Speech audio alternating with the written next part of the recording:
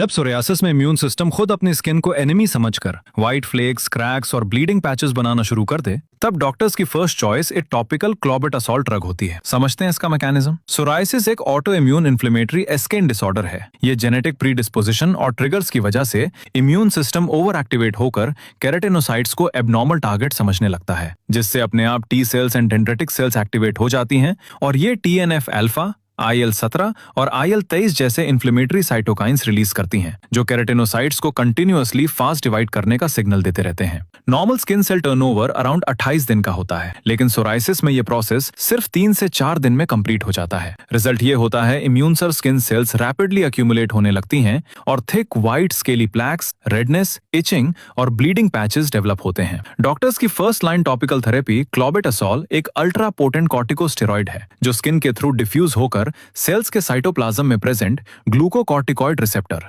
GR से bind करता है। नॉर्मली GR इनएक्टिव स्टेट में HSP90 प्रोटीन के साथ बाउंड रहता है। जैसे ही क्लोबेटासोल GR रिसेप्टर से बाइंड करता है, HSP90 डिटैच हो जाता है और active clobetasol glucocorticoid receptor complex form होता है। ये एक्टिवेटेड कॉम्प्लेक्स न्यूक्लियस में एंटर करके अपना रियल मॉलिक्यूलर एक्शन स्टार्ट करता है। सबसे इंपॉर्टेंट मैकेनिज्म होता है ट्रांसरिप्रेशन। न्यूक्लियस के अंदर NF-kappa B नाम का ट्रांसक्रिप्शन फैक्टर इन्फ्लेमेटरी जीन्स का मास्टर रेगुलेटर होता है। TNF alpha, IL-1 beta, IL-6 और IL-17 जैसे साइटोकाइंस इसी पाथवे के थ्रू प्रोड्यूस होते हैं। Clobetasol GR complex NF-kappa B को DNA पर बाइंड करने से रोकता है, जिससे इन्फ्लेमेटरी जीन ट्रांसक्रिप्शन और साइटोकाइन प्रोडक्शन शार्पली रिड्यूस हो जाता है और ये NF-kappa B ट्रांसक्रिप्शन फैक्टर को साइटोप्लाज्म से न्यूक्लियस में आने से भी ब्लॉक कर देता है। Means double anti inflammatory suppression. Result, immune cell recruitment और इन्फ्लेमेटरी सिग्नलिंग स्लो पड़ने लगती है। दूसरा मैकेनिज्म होता है trans activation. Clobetasol GR complex GRE regions को एक्टिवेट करके